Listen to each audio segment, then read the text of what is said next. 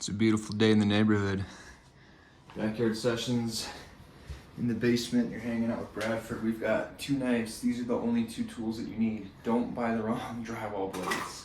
They have 8-inch, 10-inch, 12-inch, and 14-inch. If you're a professional, don't take my advice. If you're not a professional, you only need to buy 2. Only 2 and always 2.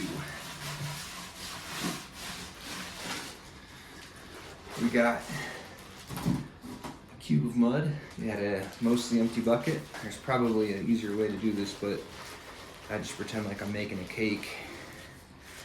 And I squeeze the frosting out. Try not to get it all over your hands.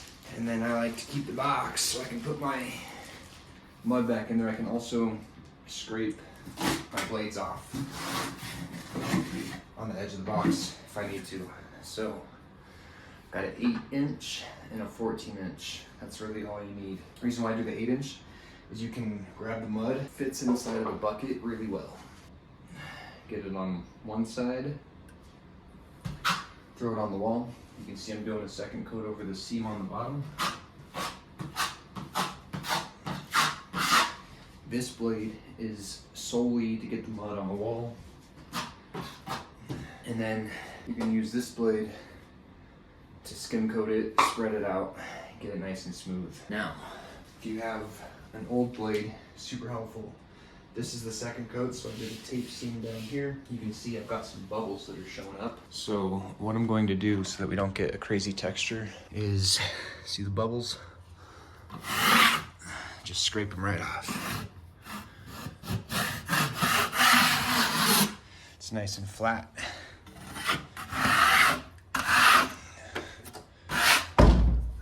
You can see here we had a big stripe here, so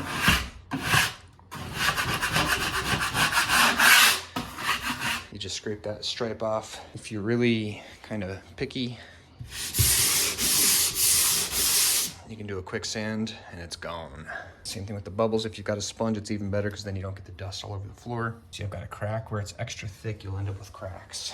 So, you get your mud all along, do your second coat on top of your seams. And then what I'll do is I'll push down on the bottom and then feather the top. Okay, all that's gonna fall on the floor if you're not careful. Same thing on the top. Bam. Then you come back over it with your 14-inch. Again, I'm gonna push down on the bottom and feather the top. Same thing on the top. If you want, you can do like a feather up and over. So I'll come straight up, push on the bottom, and pull the top off.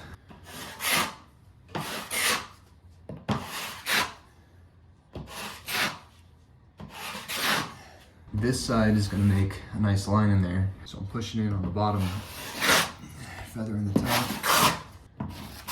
And we should be just about ready for some paint. That's how you do it. 8-inch, 14-inch.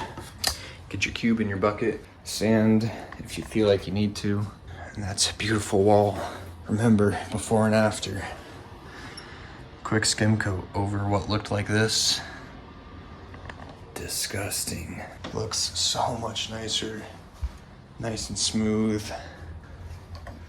It just makes the room feel so much better. Like you're not just in a room full of gunk.